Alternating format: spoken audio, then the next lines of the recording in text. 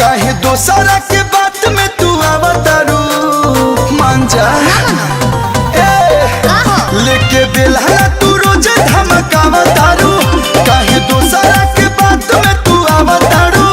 देखो कहो तले जन चला बाज बना महाराज बनो रंगबाज बनो बाकी रजमुना लोंडिया बाज बनो महाराज बनो रंगबाज बनो बाकी रजमुना लोंडिया बाज बनो ऐसा नहीं है ऐसा नहीं है बाकी रजमुना लोंडिया बाज बनो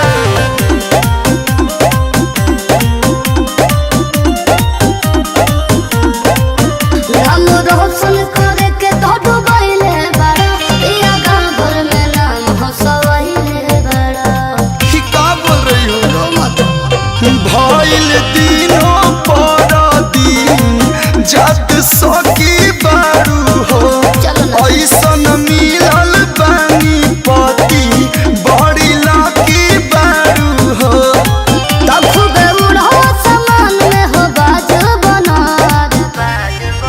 महाराज बनो रंगबाज बनो बाकी रजमुना लोंडिया बाज बनो महाराज बनो रंगबाज बनो बाकी रजमुना लोंडिया बाज बनो मैं तुम्हारे अलावा किसी को ताकता भी नहीं हूँ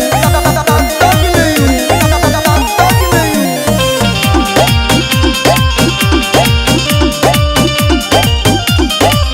विक्की रोशन के साथ घुमावो तारा स्कूल कॉलेज के चक्कर लगावो तारा हमरा सब पता चलता असही घूमे खातिर जानी हो बाजार पधनी का भरोसा नइखे अपन भतार पधनी